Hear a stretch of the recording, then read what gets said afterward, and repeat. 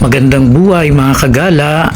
Ito po yung sumunod na video na nang kami pumunta doon sa tinatawag na Little Boracay sa Calatagan, Batangas. At yan po, ako'y aakyat niyan sa pinaka second floor ng aming pong inupahang floating cottage para syempre mas kitang-kita sa yung kapaligiran, yung kagandahan ng lugar na yan. Yan. Buong paligid. Di pa kami gaanong nakakalayo mula doon sa pinaka-port. At yung mag-ina ko ay nagpipicture-picture sa oras na yan. At yan nga pala yung napakainit, mga kagala, no?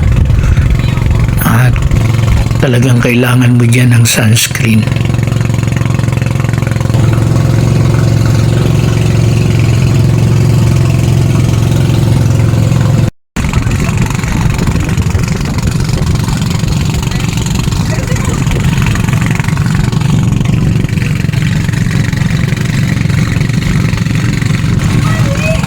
At may kasunod po kami diyang isang cottage din.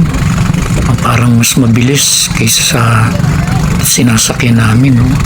At hinihila-hila rin nga pala yan ng bangka. Yung floating cottage ay hinihila ng isang bangka.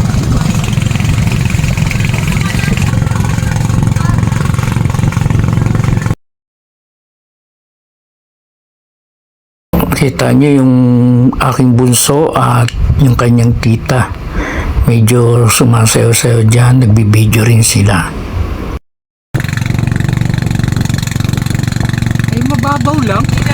Yan yung sunboard dapat doon, kaso malalim ang dapat yun. Kaya hindi natin makita yung sun. Pwede makita. Oo, dito tayo eh. Ano, yung artist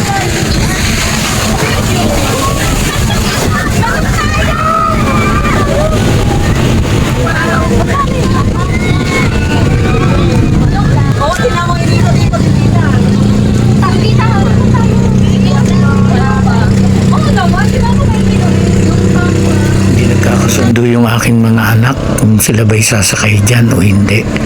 Pero kung ako ang tatanungin, ayaw na ayaw ko. Kayo ba?